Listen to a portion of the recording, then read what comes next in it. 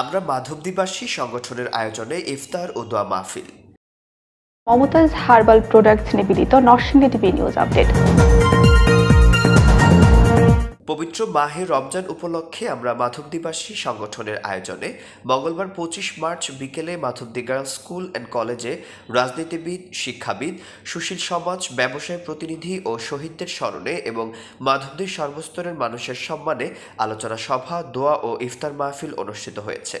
আমরা মাধবদীবাসী সংগঠনের প্রতিষ্ঠাতা আনোয়ার হোসেন আনু এর সভাপতিত্বে ইফতার ও দোয়া মাহফিলে প্রধান অতিথি হিসেবে উপস্থিত ছিলেন বিএনপির যুগ্ম মহাসচিব ও নরসিংদী জেলা বিএনপির আহ্বায়ক খায়রুল কবির খোকন, মাধবদী পৌরসভা যুবদলের আহ্বায়ক ও সাবেক কমিশনার মোহাম্মদ সোলাইমান ভুঁইয়ার সঞ্চালনায় অনুষ্ঠানে বিশেষ অতিথি হিসেবে উপস্থিত ছিলেন নরসিংদী জেলা বিএনপির যুগ্ম আহ্বায়ক ও সদর উপজেলা বিএনপির সভাপতি আবু সালেহ চৌধুরী, মাধবদী পৌরসভা বিএনপির সভাপতি মোহাম্মদ আমানুল্লাহ আমান, নরসিংদী জেলা ছাত্রদলের সভাপতি সিদ্দিকুর রহমান নাহিদ, সদর উপজেলা ছাত্রদলের সাবেক সভাপতি কাজী ওয়াসিম ও মাধবদী থানা যুবদলের সদস্য সচিব শহীদুজ্জামান অপু এর সার্বিক তত্ত্বাবধানে এ সময় আরও উপস্থিত ছিলেন নরসিংদী জেলা বিএনপির সদস্য Abdul Baten Shahin, Mosharraf Hossain CIP, Narsingdi chamber of commerce and ইন্ডাস্ট্রির সাবেক প্রেসিডেন্ট আব্দুল মোমেন মোল্লা, মাধবদী পৌরসভা বিএনপির সাধারণ সম্পাদক ডক্টর মোহাম্মদ জাকারিয়া,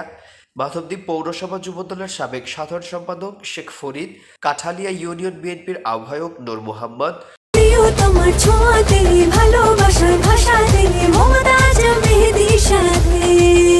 মমতাজ মেহেদী, প্রিয়জন প্রিয়তমার মেহেদী,